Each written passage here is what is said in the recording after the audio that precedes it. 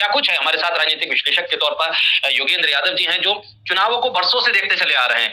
इनका आपका योगेंद्र जी कोई आपका कोई इंट्रो दे, वो बहुत ज्यादा मुझे लगता है कि पूरा भारत आपको जानता है, आपके काम को जानता है और किन विषय पर आप काम करते, कैसे करते, पूरा भारत जानता है। सीधे सवाल पे आते हैं और सीधा सवाल ये, 2019 के मुकाबले ये 2024 का चुनाव आपको कितना फर्क नजर आ रहा है बीजेपी के कॉन्फिडेंस में और जो विपक्ष का गठबंधन है उसके कॉन्फिडेंस में?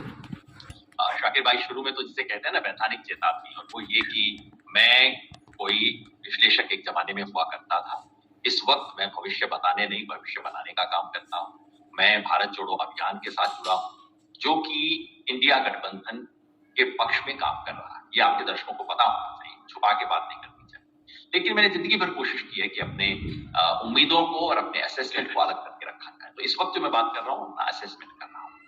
2024 का चुनाव जो आपने पूछा 2019 से किस मायने में अलग, देखिए 2014 में इस देश में एक उम्मीद का ज्वार था। वो सच्चा था झूठा था वो अलग बात है, लेकिन ज्वार था। 2019 में एक युद्ध का जो उन्माद टाइप सा होता है, बालाकोट सर्जिकल स्ट्राइक, वो सब था। इस चुनाव में ऐसा कुछ भी ना उन्माद है ना ऐसा उफान है। इस लिहाज से ठंडा चुनाव, बहुत लोग ठंडा कहते हैं, ठंडा इस लिहाज से वो उफान खत्म हो गया। और जैसे ही उफान खत्म होता है तो उसमें जिन मुद्दों को दबा के ढक के 10 साल तक रखा गया था, वो तमाम मुद्दे सामने आते हैं। साल तक लोग जिस एमपी की परफॉर्मेंस के बारे में पूछ नहीं रहे, इस बार पूछ रहे हैं भैया 10 साल हो गए, कोई काम किया कि नहीं किया। और तीसरा, पहली बार मैं लोगों के मुंह से तानाशाही शब्द सुन रहा हूं।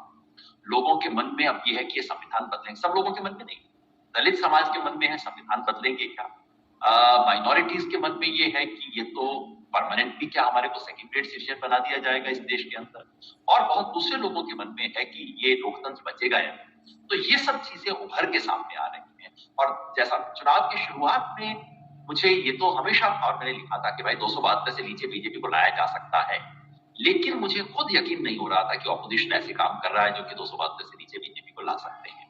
लेकिन जैसे जैसे चुनाव आगे बढ़ा है मुझे महसूस हुआ कि अरे, जो पार्टियां नहीं कर पा रही वो काम पब्लिक कर रही है, और ये चुनाव करवट ले रहा है। और अब तो मैं कह सकता हूँ 5 चरण हो चुके हैं, ये चुनाव करवट ले चुका है और बीजेपी मेजॉरिटी मार्क से डेफिनेटली नीचे जा रही है। एनडीए मेजॉरिटी ले पाएगी या नहीं वो अभी भी ओपन है, लेकिन बीजेपी 272 से नीचे है, ऐसा मुझे पक्का महसूस होता है। योगेंद्र जी, चुनाव में जब इंडिया गठबंधन बन रहा था तब आए दिन ये चीजें कि वो उससे नाराज है, ये इससे नाराज है, वो वहां चले गए, वो यहाँ आ गए। लग ही रहा था कि अब इंडिया गठबंधन बन रहा है और बीजेपी तो चुनाव के मूड में है ही, उसके पास प्रधानमंत्री का चेहरा है, अपने चेहरे के नाम के साथ वो किसी को भी खड़ा कर देंगे, वो जीत जाएगा, ये परसेप्शन सा एक बन गया था। लेकिन क्या जैसे जैसे प्रचार अब शुरू हुआ, फेस बाय फेस, पहले फेस से पहले की बात नहीं कर रहा हूँ, हर फेस में जैसे जैसे विपक्ष का प्रचार बढ़ा, क्या लोगों का मोमेंटम वहां से बनना शुरू हुआ या जनता तय कर चुकी थी कि हमें वोट कहां देना है? विपक्ष को बहुत ज्यादा मेहनत नहीं करनी पड़ी। दरअसल ये चुनाव जनता लड़ रही है और विपक्ष उसके लिए एक तरह से कैटलिस्ट का काम कर रहा है, उसको एक पार्टी को जिताना है, इसलिए विपक्ष सामने है। जनता आगे बढ़ रही है, विपक्ष उतना एक्टिव नहीं है। इसे इस तरह से देखा जाए क्योंकि चुनाव से पहले ऐसा कोई माहौल सा नहीं था, लहर सी नहीं थी, जैसा आप भी कह रहे हैं, बहुत शांत सा चुनाव। तब भी नहीं थी और आज भी मैं कहूंगा ज्यादातर इलाकों में लहर नहीं। अगर देखिए लहर अगर होती तब तो बीजेपी 200 से नीचे उतरता है। और अगर ऑपोजिशन अपना काम कायदे से करता, अगर ऑपोजिशन वो माहौल बनाता जो कि कर्नाटक चुनाव के बाद बन गया था, भारत जोड़ो यात्रा के बाद बन गया था, अगर वो माहौल कायदे से बनाया जाता तो बीजेपी तो मतलब फिर आप 200 क्या उसको 150 भी उतार सकते। वैसा नहीं हो पाया और वो ऑपोजिशन की कई कमजोरियां रही, वो स्ट्रक्चरल कमजोरियां रातों रात ठीक नहीं। जी जी। लेकिन पब्लिक ने वो काम करना शुरू किया जो कि पार्टियां नहीं कर पा रही थी। पहले तो 400 की खुमारी रही, 400 पार की खुमारी रही, बाकी लोग भी जरा डरे से रहे, बीजेपी वाले बिल्कुल आश्वस्त से थे। लेकिन जब 400 पार की खुमारी उतरनी शुरू हुई, फेज 1 के करीब जब हम लोगों ने घूमना शुरू किया, तो आप बिल्कुल ठीक कह रहे हैं, हर हफ्ते ये चुनाव बदल रहा है, हर हफ्ते बीजेपी के लिए सिचुएशन टाइट होती जा रही है। और बड़ा सिंपल है, मैं तो आपके दर्शकों से भी कहता हूँ, भाई मैं तो पॉलिटिकल एक्टिविस्ट हूँ, आप मेरी बात पे 100% यकीन नहीं करेंगे क्योंकि आपको लगता है देश में रिवाज ये चल गया, पॉलिटिकल एक्टिविस्ट है, झूठ बोलेगा, अपने पक्ष के बारे में बोलेगा। इसलिए मैं कहता हूँ आप चेक कर लीजिए, आप किसी जगह पे फोन कीजिए, पूछिए आज से 15 दिन पहले इलेक्शन की क्या हालत थी और आज क्या हालत है, किसी जगह पे देश में पूछिए, आपको जवाब मिलेगा बीजेपी के लिए थोड़ा टाइट हो गया है। अब जीते हारे वो एक अलग बात है, टाइट हर जगह पे। और दूसरा ये चेक कीजिए, जिसने, मैं बार बार सबको कहता हूँ, सिंपल चीज कीजिए, और पता नहीं क्यों लोग वो करते नहीं, या कर लेते हैं तो उसके बाद शायद चुप हो जाते हैं। घर से बाहर निकलिए, 10 ऐसे लोगों से बात कीजिए जिन्होंने बीजेपी को वोट दिया और पिछले इलेक्शन में पता कर लीजिए उनमें से कितने लोग इस बार दे रहे हैं, और 10 ऐसे जिन्होंने नॉन बीजेपी को वोट दिया उनमें से कितने लोग इस बार दे रहे हैं। मुझे लगता है जब जहां जहां हमारे दोस्तों ने कोशिश की है, हमने तो खैर हजारों लोगों से बात की, जिसने भी बीजेपी को छोड़ के दूसरी पार्टी को वोट दिया, और ये इस इलाके में जहां बीजेपी ने स्वीप किया, उनमें कोई व्यक्ति उनको छोड़ के जा नहीं रहा, ना सपा का वोटर छोड़ रहा है, ना आरजेडी का वोटर छोड़ रहा है, ना कांग्रेस का वोटर छोड़ रहा है। लेकिन बीजेपी के वोटर में हर चौथा पांचवा उनको छोड़ के जा रहा है।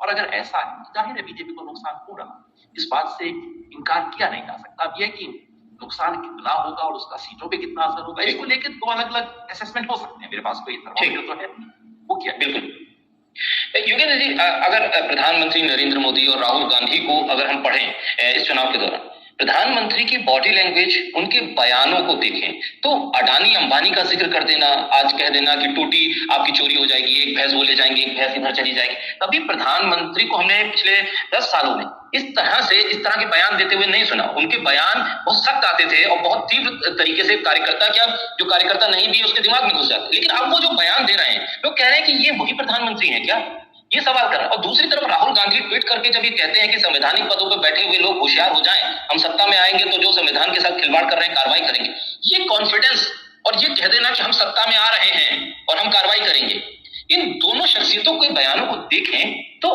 कॉन्फिडेंस लूज क्यों हो रहा है प्रधानमंत्री का, और राहुल गांधी का कॉन्फिडेंस इतना क्यों बढ़ रहा है, कम से कम ट्वीट या बयानों से ही सही। साधारण सी बात है राकेश भाई, जो अनुमान आप और मैं लगा रहे हैं वो प्रधानमंत्री की टेबल पे पड़ा है।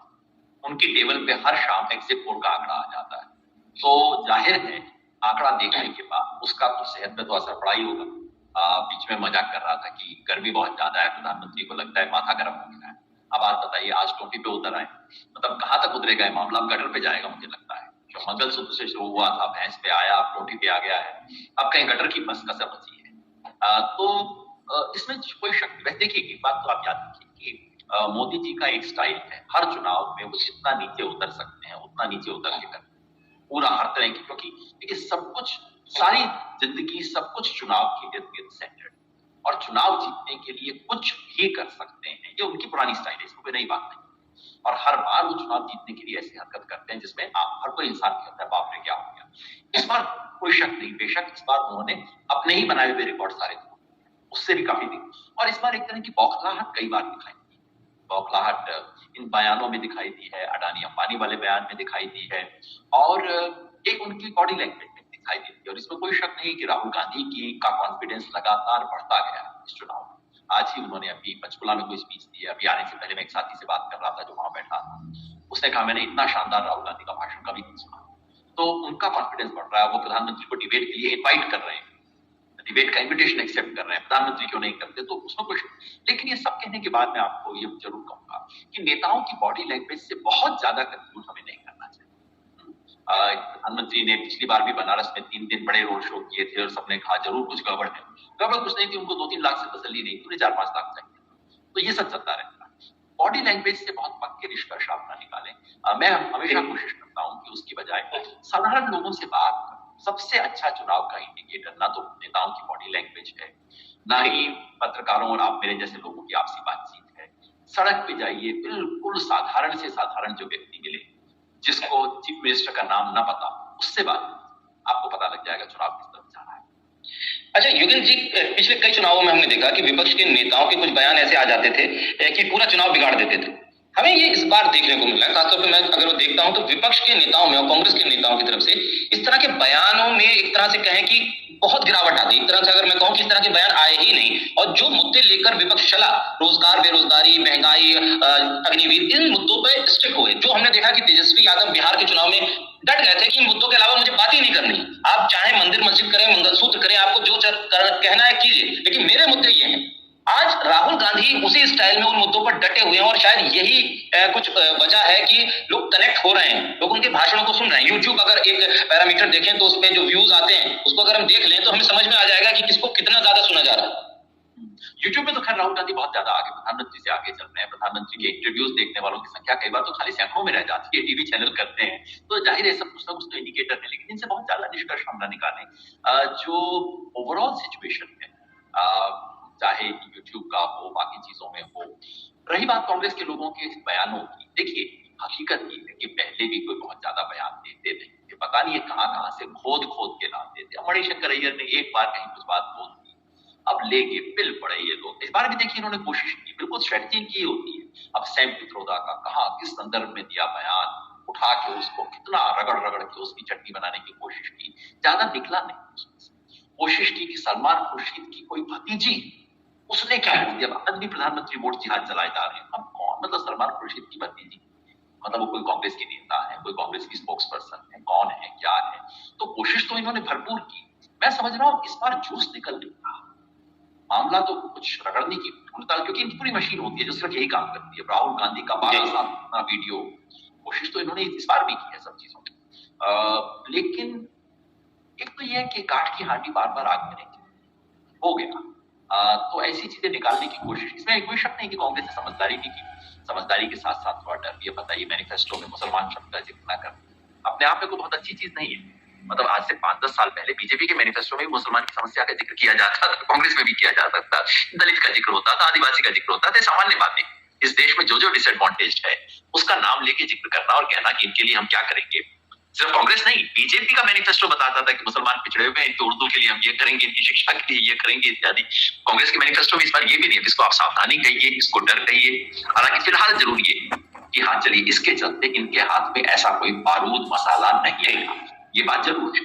मगर ऐसा नहीं है, असली बात ये है कि कुछ मैंने रिसेप्शन नहीं हुआ, ये कर रहे हैं अपनी तरफ से। देखिए प्रधानमंत्री ने क्या कुछ चलाने की कोशिश की, कोई एक नैरेटिव पे टिक नहीं सके क्योंकि पब्लिक खरीद नहीं रही उस माल तो आप बेच रहे, हर रोज नया माल लेके आ रहे, बिक नहीं रहा माल, फर्क क्या है। युगेंद्र जी, क्या एक चेंज ये भी है कि इस बार पहली बार हम देख रहे हैं कि कांग्रेस के मैनिफेस्टो को खुद इस देश का मीडिया लेकर बैठ रहा है। बीजेपी के नेताओं के इंटरव्यू में वो बता रहा है कि देखिए भाई कांग्रेस का मैनिफेस्टो मैंने डाउनलोड करके पढ़ा है, इसमें तो वो नहीं है जो आप बता रहे हैं। ये क्रॉस क्वेश्चनिंग की ताकत इस वक्त मीडिया में आई कहां से है, क्यों आई है, ये थोड़ा सा उलझन का विषय बन रहा है।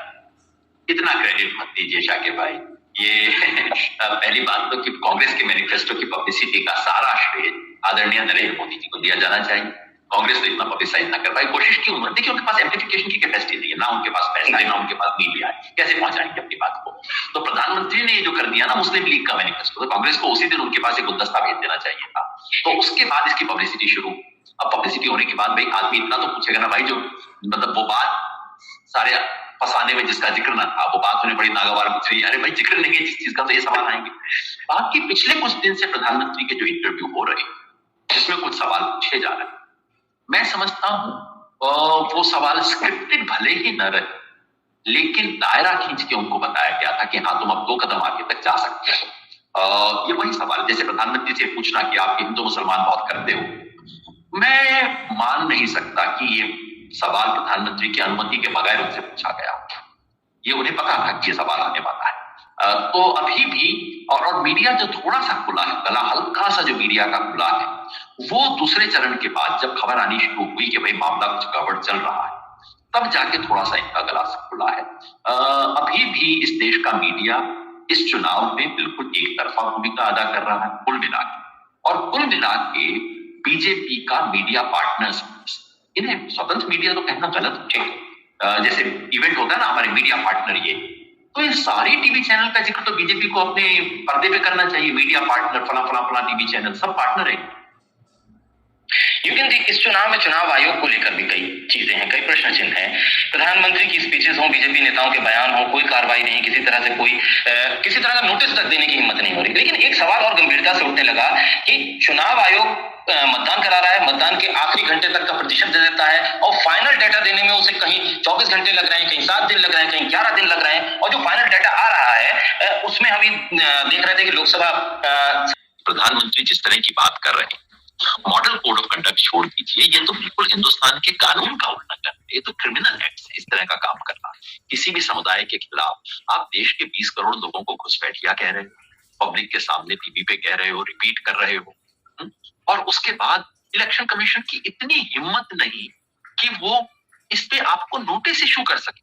नोटिस इशू किया तो पार्टी के प्रेसिडेंट को, और मैंने कहीं पढ़ा कि आज उसको फिर जवाब भी दे दिया गया। फाइनली इतने दिन बाद चुनाव आयोग जागा है और उसने प्रधानमंत्री को और साथ में कांग्रेस के प्रधानमंत्री नहीं, कांग्रेस के प्रेसिडेंट को और बीजेपी के प्रेसिडेंट को, दोनों को आगाह किया है कि आपको थोड़ा सा ध्यान करना चाहिए, चुनाव खत्म होने वाला है। मतलब मैंने कहा भाई इतनी जल्दी क्यों कर दी, 2 तारीख को ही कर देते, अब यही कसर बची थी, 2 तारीख को आप आगाह कर देते। अब 25 दिन से जो बयान सारी दुनिया सुन चुकी है, 1 महीने से ऊपर हो गया, आपकी जुबान नहीं खुलती, मतलब शर्म। मतलब मैंने तो एक बार ये लिख के वो किया, वो शेर है ना कि ये कुर्सी है जनाजा तो नहीं तुम्हारा, कुछ कर नहीं सकते तो उधर क्यों नहीं जाते, ऐसा ही शेर। मतलब मुझे तंग आके ये कहना पड़ा इन लोगों के बारे में। तो इनके इस तरह के रवैये के बारे में तो कोई शक नहीं है। उसका नतीजा क्या हुआ है कि भाई इनकी रेपुटेशन इस वक्त इतनी खराब हो गई कि आप कुछ भी कहो, पब्लिक उसके लिए यकीन करने को तैयार है कि कुछ भी, कल को आप ही कह रही पॉकेट मार ली इन्होंने, पब्लिक ये भी यकीन कर लेगी कि अच्छा ये काम भी इन्होंने कर दिया है। मतलब सचमुच मुझे लगता है कि इस तरह की हरकतों के बाद इनमें और पाकिस्तान के इलेक्शन कमीशन में कोई खास डिफरेंस बचेगा नहीं। अब पाकिस्तान में जब इलेक्शन हुआ मैं सुन रहा था तो वहां टीवी पे मजाक चल रहे थे कि नहीं अभी तो इमरान खान 140 सीट पे आ गए, देखना कल सुबह तक 80-90 कर देंगे, क्योंकि इलेक्शन कमिश्नर अभी हेडक्वार्टर में गया मिलने के लिए, हेडक्वार्टर से आके वो कर देगा। और एग्जैक्टली वही हुआ। अब मुझे कई बार डर लगता है कि ये तो हमारा इलेक्शन कमीशन उसी नक्शे कदम पे चल रहा है, कल को मतलब हमें इस तरह से सर झुका के बात करनी पड़ेगी। जो आपने वोटिंग टर्नआउट वाला कहा, उसमें देखिए मैं चाहता हूं कि हम समझें चुनाव आयोग की जो भूमिका है वो संदेहास्पद है, इसमें कोई शक नहीं है। भाई सिंपल पब्लिक करो ना, डेटा को क्यों नहीं पब्लिक के सामने लाते, इतना देर क्यों कर रहे हो। चुनाव आयोग ने टर्नआउट का डेटा रिलीज करने के जो 2-3 पुराने कायदे थे उन दोनों तीनों को तोड़ा है। पहले चुनाव आयोग 24 घंटे के अंदर पूरा डेटा रिलीज करता था, डेटा परसेंटेज में नहीं एक्चुअल नंबर्स में देता, और इन दोनों चीजों को चुनाव आयोग ने इस बार गुड बाय किया। और उसके चलते जाहिर है लोगों के मन में संदेह होता है कि कुछ गड़बड़ है। मैं इतना आपसे जरूर अर्ज करूंगा कि अभी से हम ये मान न लें कि 1 करोड़ वोटों की हेराफेरी होगी, इसलिए नहीं कि चुनाव आयोग की नीयत बहुत अच्छी है, बल्कि इसलिए कि हिंदुस्तान के चुनाव के प्रोसीजर अभी भी बहुत अच्छे हैं। प्रोसीजर इनसे बदले नहीं जाएंगे रातों रात, और उसका एक इंपॉर्टेंट प्रोसीजर है फॉर्म 87, यानी कि जहां पे भी पोलिंग बूथ में जो वोटिंग होती, वोटिंग खत्म होते ही वो जो प्रिजाइडिंग ऑफिसर वहां होता है वो एक फॉर्म में नोट करता है कि टोटल यहाँ 1294 वोट थे, जिसमें से 889 वोट डाले गए, उस पे उसके सिग्नेचर होते हैं, सारी पार्टियों के पोलिंग एजेंट के सिग्नेचर होते हैं, एक कॉपी उसके पास रहती है और एक कॉपी हर एजेंट को दी जाती है प्रिजाइडिंग ऑफिसर के सिग्नेचर के साथ। तो उसके बाद हेराफेरी करना बहुत मुश्किल काम। अगर कोई भी पार्टी, और दूसरा प्रोसीजर क्या होता है, अगले दिन होती है जिसे कहते हैं स्क्रूटनी। स्क्रूटनी में क्या होता है, सारे 17 फॉर्म को इकट्ठा करके रिटर्निंग ऑफिसर लेके आता है और सामने कैंडिडेट सारे बैठे होते हैं, उनके सामने दिखाता है कि बिहार में ये है, और वहां पोलिंग ऑफिसर की डायरी होती है, सब होता है, उसका मिलान करके टोटल किया जाता है। तो ये सब चीज, ये प्रोसीजर भी बदले नहीं और ये हो रहा है। तो इसलिए जो इलेक्शन कमीशन कर रहा है उसे मैं कोताही कहूंगा, उसमें मैं कुछ सीक्रेटिव होने की बात कहूंगा, लेकिन अभी से 1 करोड़ वोट का फ्रॉड हो गया है, इस पे मान ना करना सिर्फ जो चाहिए ऑपोजिशन को, उनकी तरफ से भी सुस्ती हो रही है, वो बार बार बोल रहे हैं। जैसे अब धुले का आपने एग्जाम्पल बताया, जो धुले में आज वहां पे स्क्रूटनी हो गई, तो धुले की स्क्रूटनी के बाद का फॉर्म ले आई, उस फॉर्म को और इस फॉर्म को आप मिला के देख लीजिए, दोनों आज नहीं इनफेक्ट कल हो चुकी होगी जी। आप स्क्रूटनी के बाद जो टोटल को हर कैंडिडेट को हक है वो टोटल अपने हासिल करने का, उसका और इलेक्शन कमीशन ऑफ इंडिया की वेबसाइट पे जो आंकड़ा है परसेंटेज, दोनों का मिलान करके देख लीजिए। अगर उसमें 2 वोट का भी अंतर है तो शिकायत करना, अगर उसमें अंतर नहीं है तो इसका मतलब कि वो कोई फ्रॉड अभी तक नहीं हुआ है। मैं समझते कि कई लोग हमारे साथी दोस्त मायूस होकर बैठ गए हैं, यार ये तो 6% वोट तो ऑलरेडी इन्होंने कर लिया, अब क्या बचा इस इलेक्शन में। ऐसा नहीं, अभी भी इस देश में ये ऊपर बैठे हुए लोगों की नीयत भले ही बदल गई, तो नियम अभी भी नहीं बदले, और नियत से नहीं, हम नियम से बचे।